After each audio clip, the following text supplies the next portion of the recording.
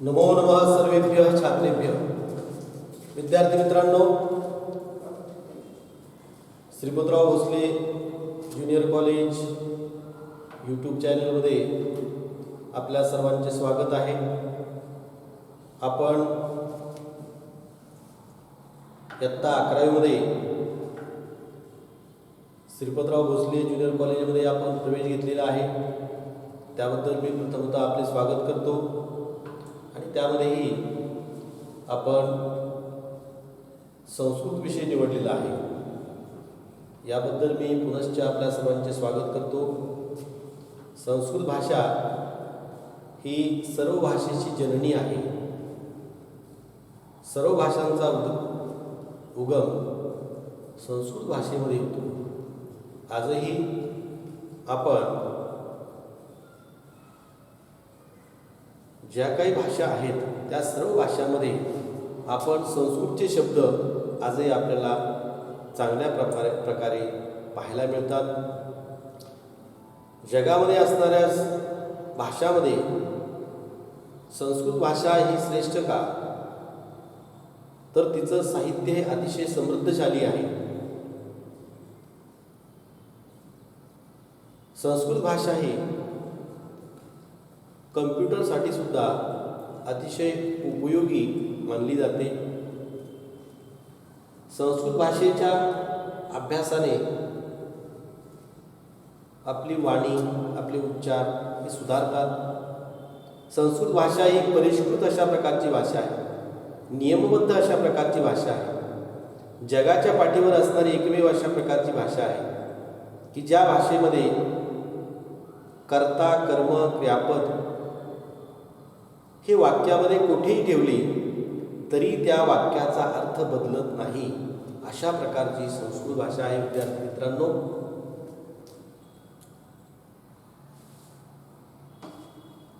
संस्कृत भाषेमध्ये अनेक अशा प्रकारचे सुभाषित आहेत। आपण 10वी पर्यंत शिकलेला आहात, ते अभ्यासलेले आहेत। संस्कृत भाषा अमृतवाणी नैव क्लिष्टा नच कठिना, म्हणजे संस्कृत भाषा ही अमृतवाणी आहे, गिरवाण वाणी आहे, ती क्लिष्ट नाही। आपण तिचा अभ्यास केल्यानंतर ही आपल्याला अतिशय ती सोपी दिसते आणि संस्कृत भाषा ही आपल्याला भविष्यामध्ये सुद्धा अतिशय उपयोगी पडते। जसं आपण BHMS, BMS इत्यादी केल्यानंतर त्यामध्ये सुद्धा आपल्याला संस्कृतची आवश्यकता लागते, म्हणून त्याचा सुद्धा आपण म्हणजे उपयोग या संस्कृत भाषेचा त्यासाठी सुद्धा करून घेतला पाहिजे। आपल्याला भावी जीवनामध्ये सुद्धा संस्कारक्षम शिक्षण देणारी ही संस्कृत भाषा मानली जाते। तसेच सर्वच भाषांमध्ये नीतिमूल्य असतात, संस्कार असतात, परंतु संस्कृत भाषा ही प्राचीन भाषा आणि सर्व भाषेची जननी असल्यामुळे तिला विशेष महत्त्व आहे आणि त्यामुळे विद्यार्थी मित्रांनो, आपण संस्कृत घेतली याबद्दल मी आपलं पुनश्च स्वागत करतो। आणि 11वीचा जो अभ्यासक्रम आहे त्या अभ्यासक्रमामध्ये पाहत असताना अतिशय सोपे अशा प्रकारचे पाठ आपल्याला अभ्यासक्रमामध्ये ठेवलेले आहेत की आपण 8वी, 9वी, 10वी जो अभ्यासक्रम होता त्याचप्रमाणे अतिशय सोप्या भाषेमध्ये आपल्याला 11वीला सुद्धा अभ्यासक्रम आहे। आणि ज्यांना 11वीमध्ये 8वी ते 10वी संस्कृत नव्हतं त्यांना सुद्धा 11वीला संस्कृत घेता येतं आणि 12वीमध्ये चांगल्या प्रकारे त्यांना सुद्धा गुण प्राप्त होऊ शकतात। निश्चित आहे की आपली संस्कृतमध्ये आपल्याला चांगले गुण मिळतात आणि 12वीला सुद्धा आपण जर चांगले गुण घेतले तर निश्चित आपली टक्केवारी सुद्धा चांगलीच राहील, हे काही वावगं ठरणार नाही अतिशय। त्यामुळे आपण निश्चित 11वीमध्ये सुद्धा चांगल्या प्रकारे अभ्यास करणार याची मला खात्री आहे. पुनश्च आपलं स्वागत करतो आणि या ठिकाणी इयत्ता 11वीचं असणारं आपलं जे पुस्तक आहे एकादशी कक्षा संस्कृतम आल्हाद असं नाव दिलेलं आहे पुस्तकाला. आल्हाद म्हणजे काय? आनंद, हर्ष. आल्हादः इत्यस्य शब्दस्य अर्थ किं भवति? आनन्दः इति अर्थः भवति. अत्र प्रथमतः भारतस्य संविधानमस्ति, अनन्तरं प्रतिज्ञा अस्ति, अनन्तरं राष्ट्रगीतमस्ति, अनन्तरं प्रस्तावना, अनन्तरं संस्कृतम् इति कक्षाछात्राणां संस्कृतभाषाविषये अध्ययननिष्पत्ती इति अपि अत्र लिखितमस्ति. विद्यार्थी मित्रांनो, तुमच्याजवळ 11वीचे पुस्तकं असतील, त्यामध्ये तुम्ही पाहू शकता. आता बाजारामध्ये सुद्धा 11वीची पुस्तकं उपलब्ध आहेत. त्यामुळे आपण ते पुस्तकं आपल्या घ्यावीत आणि त्याच्यामध्ये आपण जो काही शिकवलेला भाग आहे तो आपण त्याच्यामध्ये पाहावा. तर याच्यामध्ये संस्कृतम म्हणजे जे काही संस्कृत भाषाविषयी अध्ययन निष्पत्ती जी आहे ती सर्व या ठिकाणी दिलेली आहे. म्हणजे क्षेत्रम, श्रवणम, भाषणम, पठनम, लेखनम, अध्ययनम, भाषाभ्यास अशा प्रकारे सुंदर अशा प्रकारचं विवेचन याच्यामध्ये केलेलं आहे. या अध्ययन निष्पत्तीमध्ये हे आपल्या लक्षात येईल की विद्यार्थ्यांना त्याचे काय फायदे होतात हे सांगितलेलं आहे. संस्कृत भाषया कथाकथनम, श्रवणमध्ये ध्वनिचित्रमाध्यमेन प्रसारितस्य संस्कृत वार्तापत्रस्य श्रवणम हे दिलेलं आहे. त्याच्यानंतर वर्गे संस्कृत भाषया प्रदत्तानां सूचनानां ग्रहणम, संस्कृत वर्गामध्ये संस्कृत भाषेमध्ये दिलेली भाषेद्वारे दिलेली जे काही सूचना आहेत त्याचं आपल्याला त्या ठिकाणी आकलन होतं किंवा त्याचं श्रवण होतं इत्यादी अनेक दिलेले आहेत. लक्षात हे काही मी सर्व वाचत बसत नाही, आपण ते वाचावे. त्यानंतर पठनम आहे. वाचलेले काय होते तर संस्कृत पाठानां उच्चैः पठनम, म्हणजे संस्कृत पाठांचे मोठ्याने आपण वाचू शकतो. मूल संस्कृत ग्रंथेभ्य पाठ्यांशानां पठनम, मूल संस्कृत ग्रंथापासून पाठ्य जे अंश आहेत, धड्यातील जे काही खंड किंवा अंश दिलेले आहेत त्याचे वाचन करणे. त्यानंतर लेखनम, माध्यम भाषा संस्कृत पाठस्य विस्तृतम विवरणम, माध्यम भाषा जी आहे त्या माध्यम भाषेद्वारे संस्कृत पाठाचे विस्तृत अशा प्रकारचं विवरण करणे, वर्णन करणे. संस्कृत भाषा अन्य भाषासु तथा अन्य भाषाभ्य संस्कृत भाषायां अनुवादः, म्हणजे मराठीतला संस्कृतमध्ये, संस्कृतला मराठीमध्ये, हिंदीतला संस्कृतमध्ये, संस्कृतला हिंदीमध्ये अशा प्रकारचं सुद्धा लेखन आपल्याला या माध्यमातून येतं. अध्ययनामध्ये सांगितलं चल भाषे उपलब्धानां भाषाभ्यासस्य संसाधनानां उपयोजनम, चल भाषे जी काही चलभाषा आहेत, मोबाईल इत्यादी, दूरध्वनी इत्यादी त्याच्यामध्ये सुद्धा त्या साधनाद्वारे सुद्धा आपण संस्कृत भाषेच्या कशा प्रकारे त्याचा उपयोग आपण करू शकतो ही आपल्या लक्षात येते.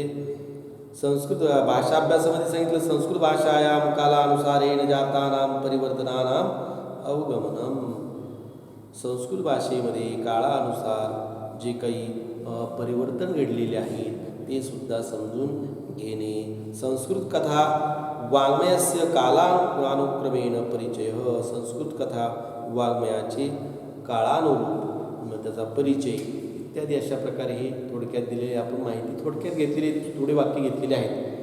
त्याच्यानंतर अनुक्रमणिका या ठिकाणी दिलेले आहेत. आपल्याला जे अभ्यासक्रम आहे 11वीचा अभ्यासक्रम या ठिकाणी दिलेला आहे.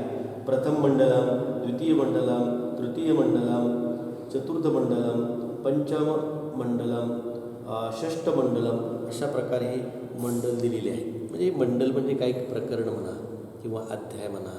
तर अशा प्रकारे हे सर्व दिलेले आहेत. आपल्याला स्पष्ट अशा प्रकारे या ठिकाणी व्हिडिओमध्ये दिसत असेल. तर प्रथम मंडलामध्ये काय काय दिलेलं आहे ते दिले या ठिकाणी सुगम संस्कृतम, यामध्ये आलेले जे पाठ आहेत ते दिलेले आहेत.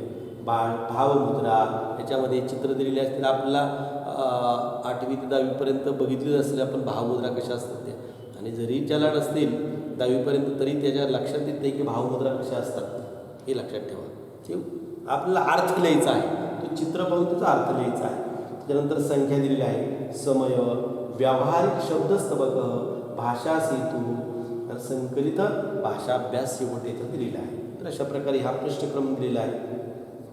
द्वितीय मंडलामध्ये काय दिले?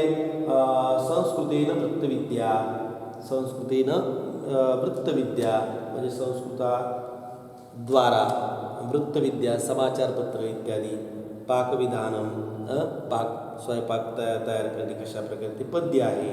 सुक्ती सौरभ, सुंदर अशा प्रकारचे सुभाषित याच्यामध्ये दिलेले आहेत. गीतामृतम, गीताच्या अध्याय दिलेले आहेत, गीतेच्या काही श्लोक या ठिकाणी दिलेले आहेत पान नंबर 38 वरती. अथातो रस जिज्ञासा, रस जे आहेत मधुर, आम्ल, लवण, कटू, कषाय, तिक्त अशा प्रकारचे हे जीवनामधील जे 6 रस आहेत त्याची माहिती थोडक्यात या रस जिज्ञासामध्ये दिलेली आहे. त्यानंतर संकलित भाषाभ्यास, शेवट सर्वांचा भाषाभ्यास या ठिकाणी दिलेला आहे. तृतीय मंडलामध्ये काय दिलेलं विद्यार्थी मित्रांनो? याच्यामध्ये साहित्य परिचय, साहित्याचा परिचय दिलेला आहे. थोडक्यात जे काही साहित्य होतं आपलं त्या साहित्याचा परिचय दिलेला आहे. कथाविशेष दिलेला आहे, काही संकलित भाषाभ्यास याच्यावर म्हणजे भाषाभ्यास दिलेला आहे. त्याच्यानंतर चतुर्थ मंडल जे आहे, चतुर्थ प्रकरण जे आहे यामध्ये काय दिलेलं आहे? कथा कलश, कथा दिलेल्या आहेत वेगवेगळी, नीती कथा.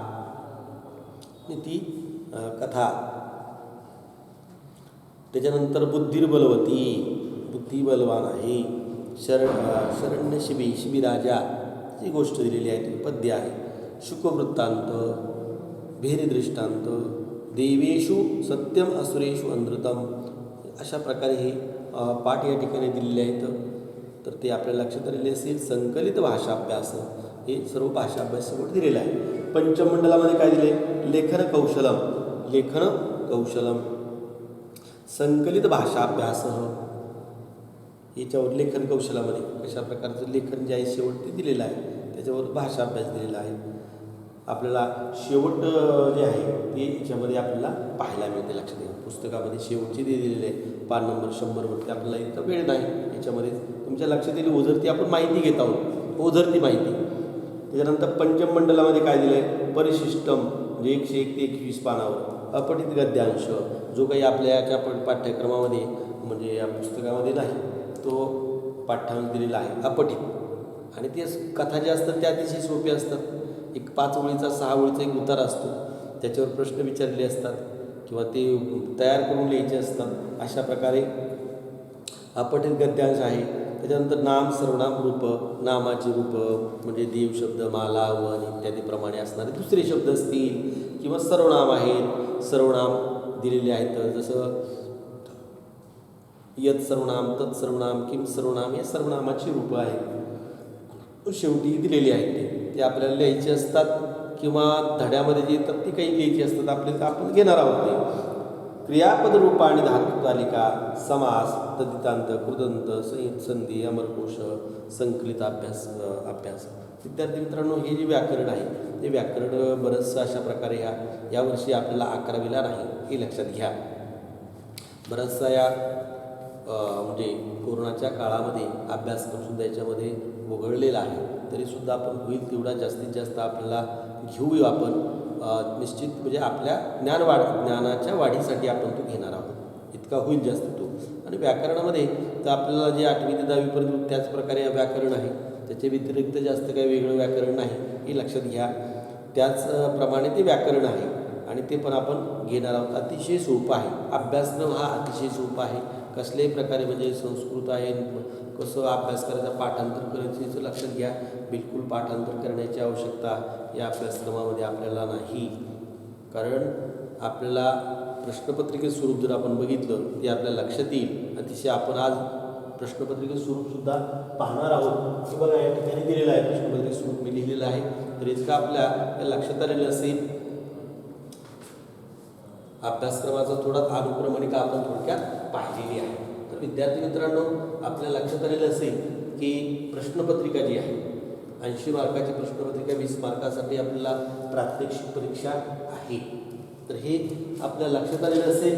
या ठिकाणी आणि 11वीची प्रश्नपत्रिका कशा प्रकारचं स्वरूप आपण पाहिलं पाहिजे. प्रश्नपत्रिकेचं जर स्वरूप आपल्या लक्षात असेल तर आपण व्यवस्थित चांगल्या प्रकारे कोणत्या प्रश्नाला किती वेळ द्यायचा, कोणत्या प्रश्नाला आपल्याला सहज चांगल्या प्रकारे मार्क पडू शकतात हे आपल्या लक्षात येत असतं. त्यासाठी आपण प्रश्नपत्रिकेचं स्वरूप पाहूया. प्रथमतः एकादशी कक्षा 11वी इयत्ता 11वी विषय संस्कृतम प्रश्नपत्रिका स्वरूपम किंवा प्रश्नपत्रिका प्रारूपम.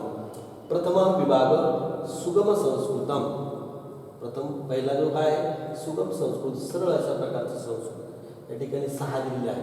म्हणजे हे सुगम संस्कृत हे पहिले जे आहे 6 मार्कासाठी आपल्याला आहे ही आपल्याला लक्षात येईल. तर याच्यामध्ये पहिलाच प्रश्न काय बघा.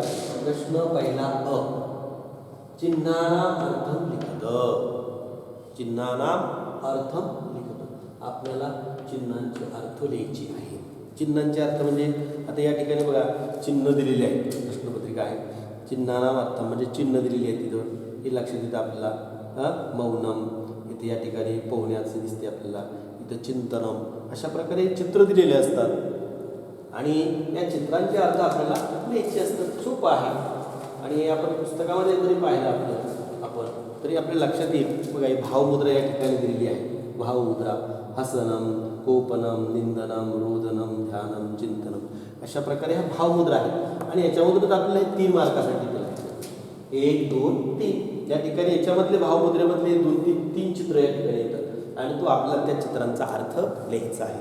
तर या ठिकाणी पहा हसनम, कोपनम, निंदनम, रोदनम, ध्यानम, चिंतनम हे आलेलं. चिंतनम, खेदनम, क्रीडनम हे अर्थ आपल्याला या ठिकाणी जो खाली लिहिलेला आहे तो अर्थ आपल्याला या ठिकाणी लिहायचा आहे. तरी आपल्या लक्षात येईल. लज्जा हे अशा प्रकारे हे जे चित्र आहे त्याच्या खालचा आपल्याला अर्थ लिहायचा आहे आपल्याकडे संस्कृतमध्ये. तो जर अर्थ आपण लिहिला तर आपल्याला 3 पैकी 3 मार्क या ठिकाणी पडू शकतात. लक्षात आलं. हे 3 मार्कासाठी आहे. चिन्हाना अर्थम लिखत. हे जे चिन्ह आहे हे चिन्ह त्याला चिन्हच म्हणायचं, ठीक आहे किंवा भावमुद्रा दिलेली आहे. तर आपल्याला काय करायचं फक्त त्याचे अर्थ लिहायचे आहे. जर आपण अर्थ लिहिले तर आपल्याला 3 पैकी 3 मार्क या ठिकाणी मिळू शकतात. दुसरं काय दिलं विद्यार्थी मित्रांनो या ठिकाणी पहा. व्यावहारिक शब्द मंजुषायाः शब्दान् चित्वा उचित स्तंभे लिखत. म्हणजे व्यावहारिक शब्द मंजुषाया, व्यावहारिक शब्द मंजुषा जी आहे त्या व्यावहारिक शब्द मंजुषामधून काय करा. शब्द चित्वा म्हणजे शब्द निवडून व्यावहारिक शब्द मंजुषाया शब्द निवडून काय करा. योग्य उचित स्तंभे योग्य अशा प्रकारच्या स्तंभामध्ये लिहा. मग आता व्यावहारिक शब्दस्तंभकामध्ये काय काय आलेलं आहे. त्याच्यामध्ये व्यावहारिक शब्दस्तंभकामध्ये प्रथम स्तंभक आहार, भांडागार, वस्त्रालय, कोशागार जे काही आपण वापरतो. समजा आहाराच्या बाबतीमध्ये असेल, भांडागाराच्या बाबतीमध्ये कोशागार असेल, वस्त्रालय. तर अशा प्रकारे या वरच्या रकान्यामध्ये येत असतं. पहिलं भांडागार असेल, आहार असेल, इथं वस्त्रालय असेल. मग ते जे जो शब्द आहे वस्त्रालयामध्ये जसं त्या ठिकाणी आलं उत्तरीयम असेल, चोलक असेल, स्वेदक स्वेटर असेल. हे जे वस्त्र आहे त्या वस्त्राच्या रकान्यामध्ये वस्त्रालयामध्ये लिहायचे आहे. त्याच्यानंतर कोशागार असेल, धनाच्या बाबतीमध्ये असतील, कोशागार असेल तर त्या ठिकाणी आपल्याला धनम लिहायचं आहे. धनादेश अशा प्रकारे हे शब्द येतील आपल्याला लक्षात येतील. तर हे सुद्धा आपल्याला किती मार्कासाठी आहे म्हणजे अष्टतः षट म्हणजे एक अर्धा मार्कासाठी हे असते. लक्षात 8 दिलेले असतात. 8 पैकी आपल्याला 6 लिहायचे असतात. म्हणजे प्रत्येकी अर्धा त्या ठिकाणी मार्क आपल्याला असतो. हे लक्षात घ्या. तर अशा प्रकारे हा आपण व्यावहारिक शब्दस्तंभक आपण घेणार आहोत. परंतु प्रश्नपत्रिके स्वरूप घेत असताना आपल्याला ते लिहिता आलं पाहिजे. तर अशा प्रकारे हे 8 दिलेले असतील आणि हे सुद्धा कुठे कंसामध्ये दिलेले असतील. आपल्याला फक्त तो कंसातला शब्द घ्यायचा आणि योग्य रकान्यामध्ये लिहायचा. लक्षात ठेवा. वस्त्रालय असेल, रुग्णालय असेल, तर रुग्णालय, रुग्णसेविका रुग्णालयामध्येच असते का वस्त्रालयामध्ये असते नाही, रुग्णालयामध्ये. मग आपल्याला रुग्णालय हे जे शब्द या ठिकाणी रुग्णालय त्या ठिकाणी आपल्याला रुग्णसेविका आल्यावर अशा प्रकारे स्पंदमापिनी हे रुग्णालयामध्ये असते. म्हणजे अशा प्रकारे योग्य ठिकाणी आपल्याला शब्द लिहायचा आहे. सोपं असतं ते. तो शुद्ध शब्द या ठिकाणी कंसामध्ये दिलेला असतो. इथून घ्यायचा आणि इथं लिहायचा आहे. हे सोपं आहे. त्यामुळे आपल्याला सहज या ठिकाणी आपल्याला 3 मार्क मिळू शकतात. लक्षात आलं विद्यार्थी मित्रांनो. या ठिकाणी आपण 6 मार्काचं पाहिलेलं आहे. काय केलं आपण? एक 6 मार्कासाठी आहे प्रथम विभाग सुलभ संस्कृत 6 मार्काचा आपण पाहिलेला आहे. त्याच्यानंतर प्रथम विभाग गद्यम. प्रथम विभाग गद्यम. तर या प्रथम विभाग गद्यममध्ये हे 19 मार्कासाठी आहे. किती मार्कासाठी आहे? 19. त्याच्यामध्ये प्रश्न दुसरा आहे. दुसऱ्यामध्ये गद्यांशम पठित्वा निर्दिष्टः कृती कृत. गद्यांशम पठित्वा निर्दिष्टः कृती कृत म्हणजे गद्यांश जो दिलेला आहे. आता या ठिकाणी आपण जर बघितलं पैकी अशा प्रकारे गद्यांश दिलेला आहे. मला माहिती आहे 8वी ते 10वी पर्यंत संस्कृत तुमचं होतं आणि नसेल तरी सुद्धा हे आपल्या लक्षात येते की ह्या अशा प्रकारे गद्यांश दिलेला असतो. गद्य अंश, गद्यस्य अंश, गद्याचा एक भाग, खंड आपण ज्याला म्हणतो तो दिलेला असतो. तर गद्यांशम पठित्वा म्हणजे गद्यांश वाचून निर्दिष्ट हा कृती कृत जे सांगितलेल्या ज्या कृती आहेत त्या कृती आपण कराव्यात. मग काय सांगितलेलं याच्यामध्ये काही काही कृती सांगितलेल्या त्या कृती आपण करायच्या आहेत. तर त्याच्या कृतीमध्ये काय येते? मग आता ह्या 3 कृती या ठिकाणी दिलेल्या आहेत.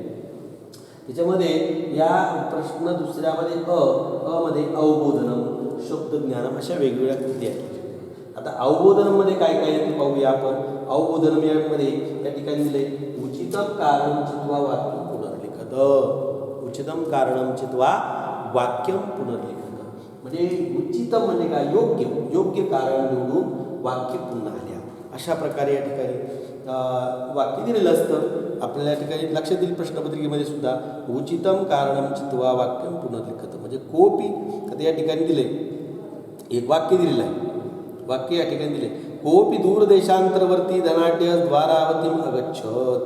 कोणी दूरदेशावरून किंवा दूरदेशामध्ये राहणारा धनाढ्य अशा प्रकारचा व्यापारी द्वारावती नगरीमध्ये गेला. तर त्या द्वारावती नगरीमध्ये गेला धनाढ्य व्यापारी, दूर राहणारा कुणीतरी. तो का गेला? मग येतः कारण काय, कशामुळे गेला तो? तर या ठिकाणी आपल्याला योग्य कारण निवडायचं. 2 कारण दिलेली आहेत त्याच्यामध्ये. किती? 2 कारण दिलेली आहेत विद्यार्थी मित्रांनो. तर याच्यामधून आपण दोन्हीपैकी योग्य कारण अशा प्रकारचं निवडायचं आहे. पहिलं काय कारण तेव्हा सधनाढ्य महारोगाभिभूत असेल. तो धनाढ्य व्यक्ती मोठ्या रोगाने ग्रासलेला होता. आणि तिसरं दिलं म्हणजे दुसरं कारण दिलं याच्यामध्ये धनलोभेन तत्र आगतवान. धनाच्या लोभाने तो तेथे आला. हे एक कारण दिले. मग दोन्ही कारण आपल्याला योग्य वाटतात, परंतु पाठामध्ये कोणतं कारण दिलेलं आहे ते आपण पाहिलं पाहिजे. त्याचा बारकाईने विचार त्या ठिकाणी केला पाहिजे.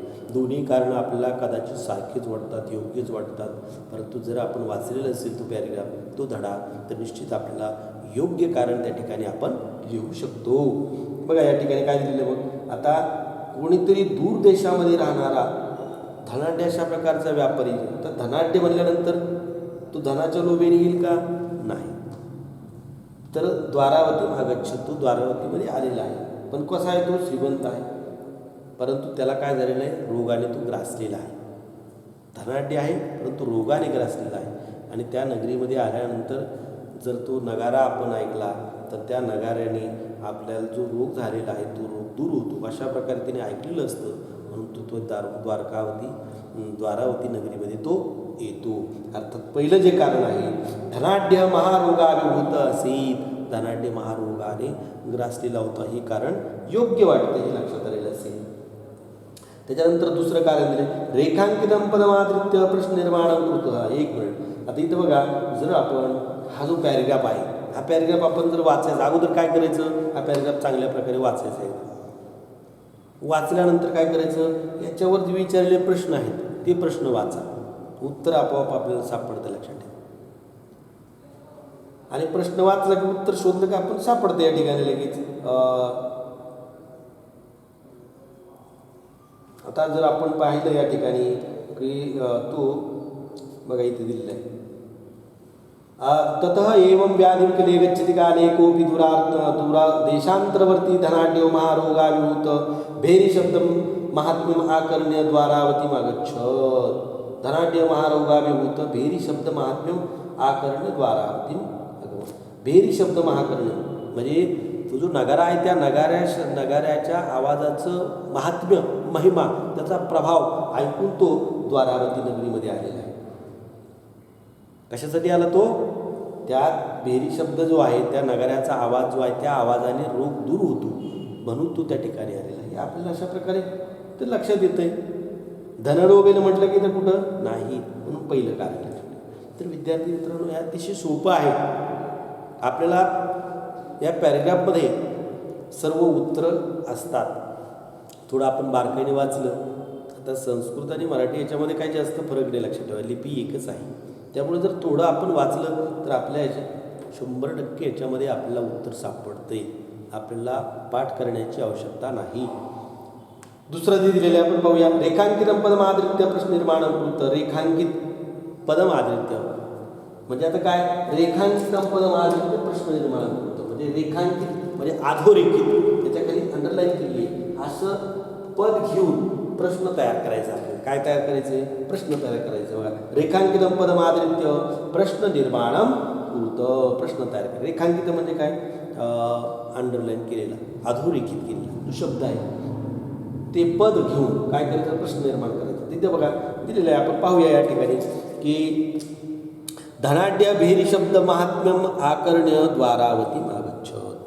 तो धनाढ्य व्यापारी भेरी शब्दाचं महात्म्य ऐकून द्वारावती नगरीमध्ये गेला. आता भेरी शब्द महात्म्य आकर्ण्य द्वारावती अगच्छत म्हणजे द्वारावती नगरीमध्ये गेला. कोण? धनाढ्य. मग आता इथं कोण गेला? धनाढ्य व्यापारी गेला. म्हणजे आपल्याला आता या ठिकाणी काय करायचं? प्रश्नवाचक तयार करायचं आहे. मग इथं काय होईल? धनाढ्य शब्द हा पुल्लिंगी आहे, प्रथमा विभक्ती एकवचन आहे, म्हणून आपल्याला या ठिकाणी किम सर्वनामाचं रूप त्या ठिकाणी आपल्याला घ्यावं लागेल. मग काय होईल तिथं?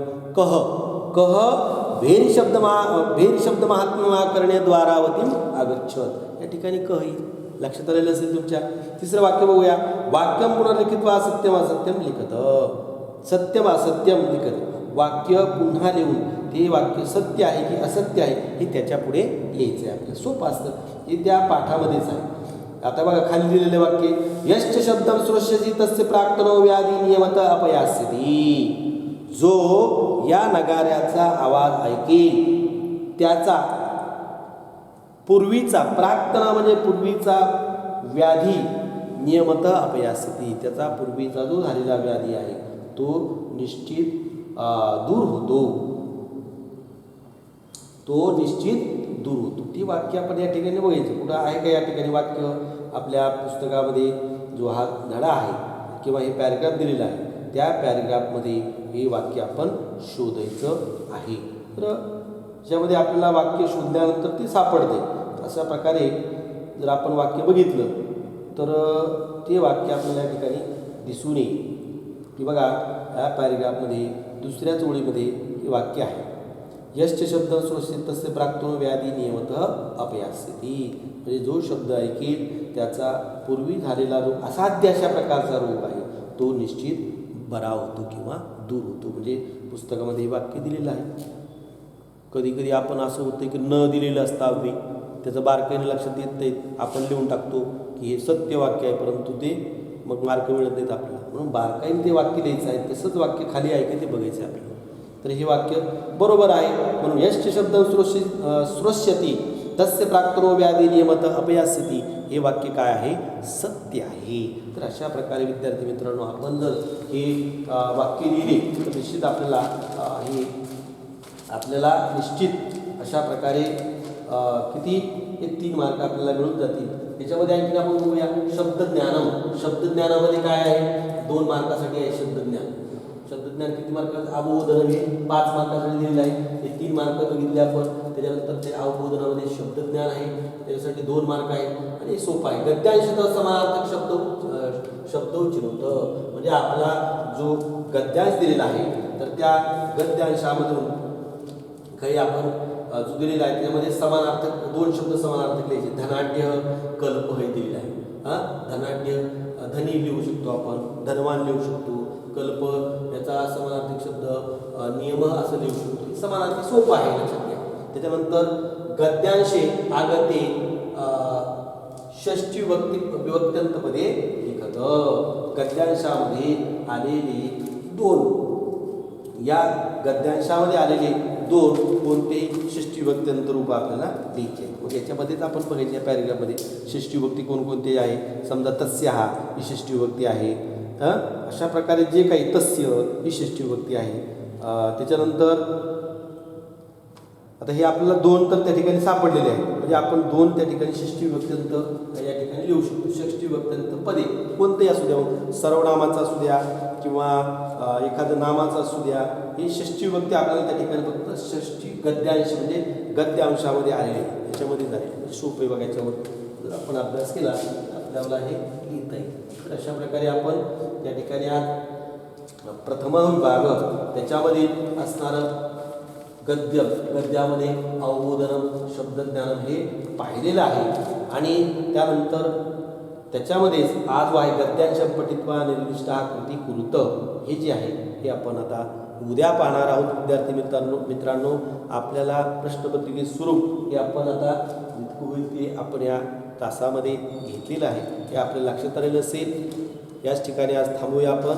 धन्यवाद.